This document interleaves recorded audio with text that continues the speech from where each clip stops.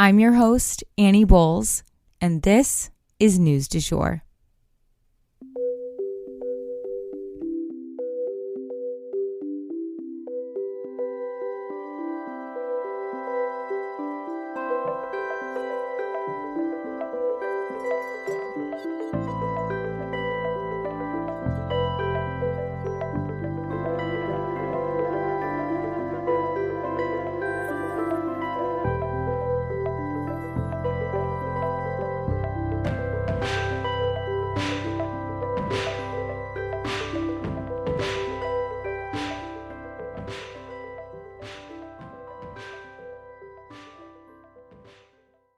Welcome to News du Jour. You may be wondering, why am I, Annie Bowles, here hosting this podcast?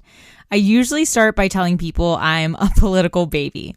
You see, my parents met working on Capitol Hill. By the time I was 2, I had been in my first political commercial and even got lost crawling around the West Wing.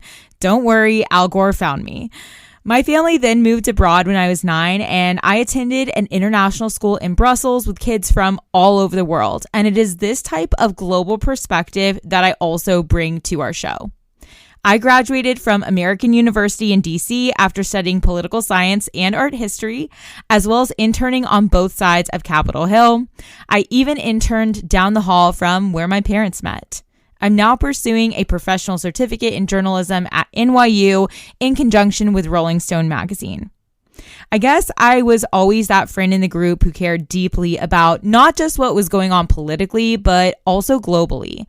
I often kept my own friends informed through high school and into young adulthood, so I guess I've always done a version of this show.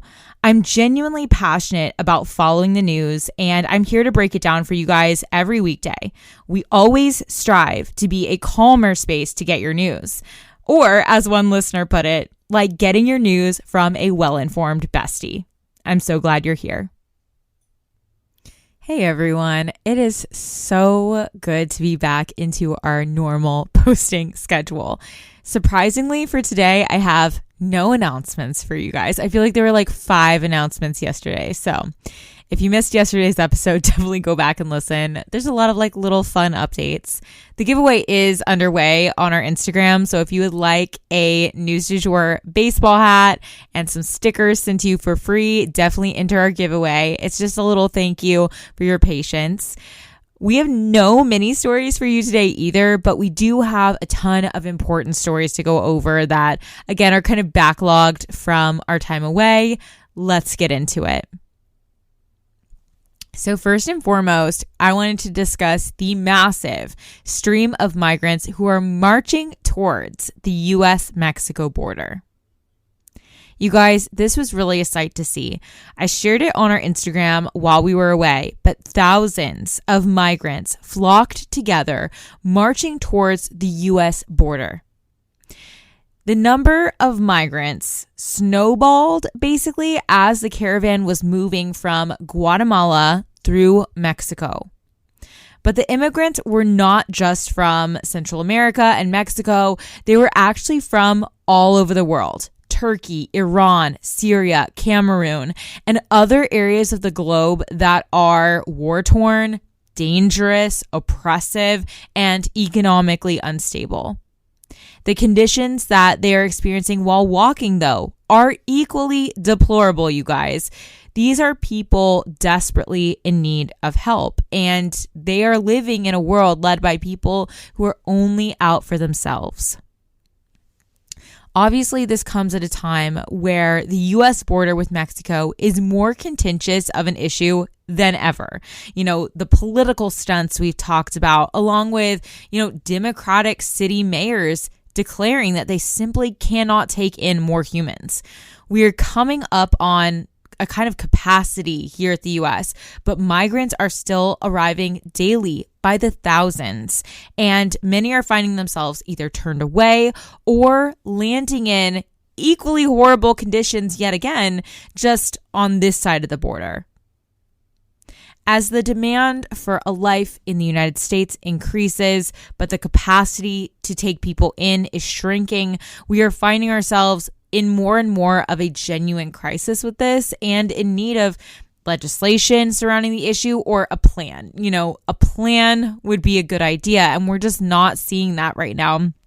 Otherwise, though, things are going to continue to bottleneck here and heat up and really risk everyone's safety. So we will be sure to keep you guys posted if the Biden administration or Congress makes any sort of a move here.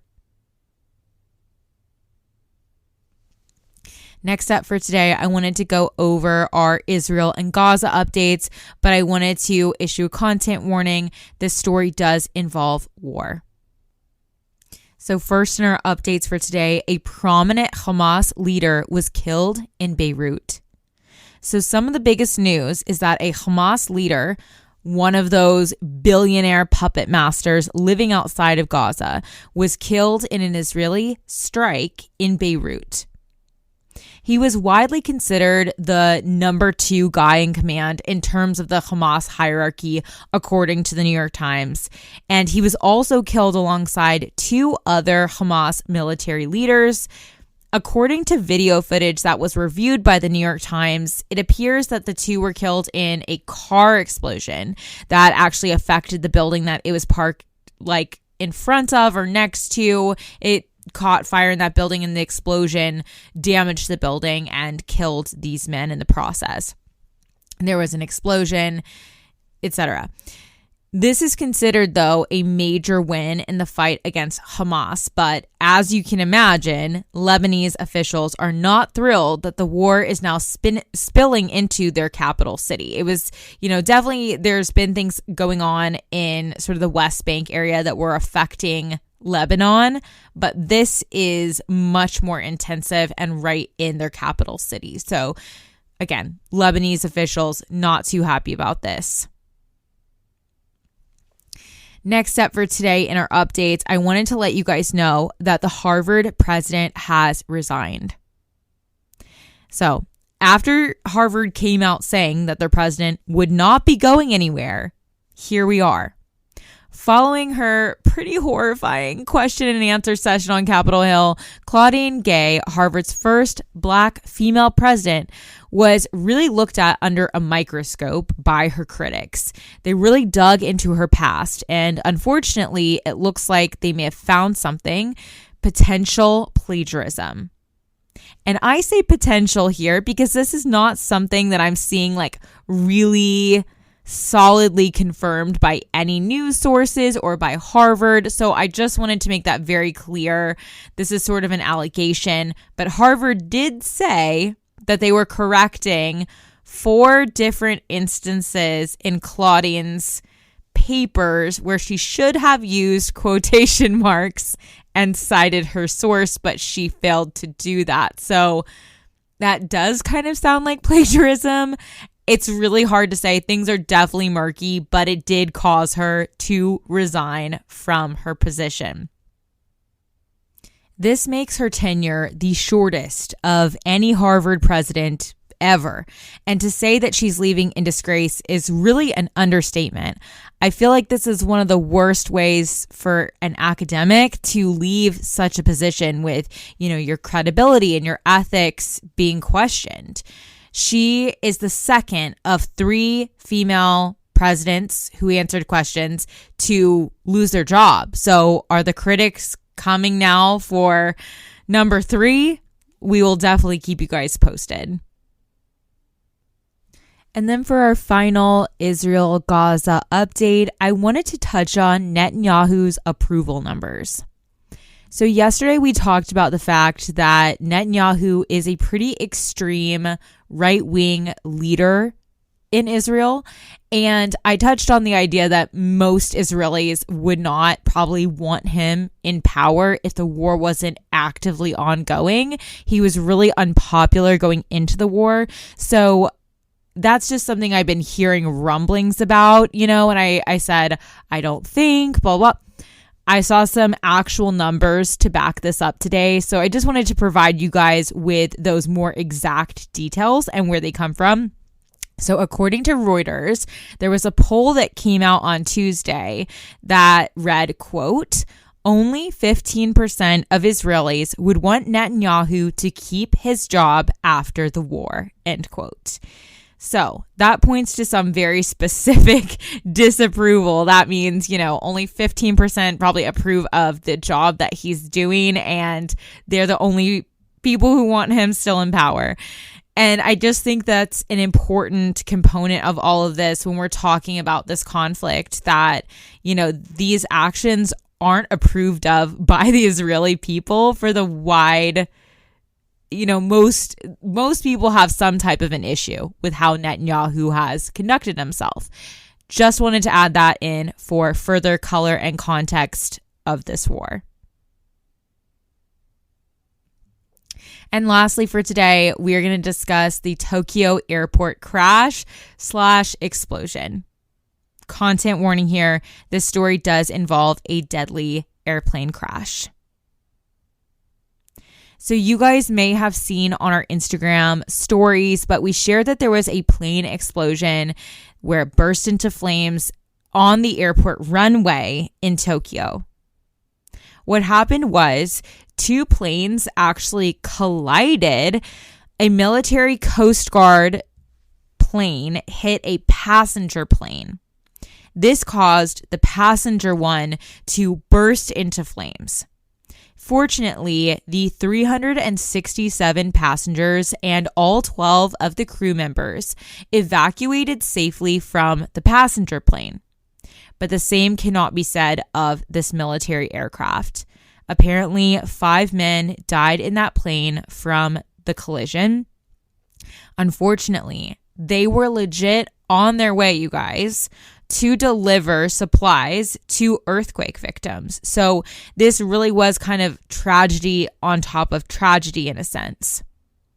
But luckily, Japanese authorities did not allow this crash to stifle their relief efforts. They loaded up a separate plane and got the supplies to those who were in need. And many are commending the crew of the passenger plane for managing the evacuation so well. They potentially saved those 367 lives by keeping everyone calm and leading the way to safety. Our hearts go out to anyone who lost a loved one in this tragedy. And that, for today, is the news du jour. Today, I wanted to leave you guys with the quote, "A winner is just a dreamer who never gave up." If you enjoyed this episode, please subscribe on whatever podcast platform you use to listen. A rate and review on that platform or a shout out on social media would mean the world to us and help us to be able to keep creating the news du jour and reach more people who need a calmer space to consume the news. But the best way to support all of our work is to become a patron at www.patreon.com/Sugar Free Media, and that is also linked in our show notes. You can follow us on social media at newsdujour.podcast on both Instagram and TikTok. You can follow my personal account at It's Annie Bowles on both platforms as well. Any little noises you may hear in the background are my rescue pup. He has a little separation anxiety and always records with me. We appreciate you listening and look forward to telling you about the news again next time on News du Jour. Broadcasting from Oklahoma.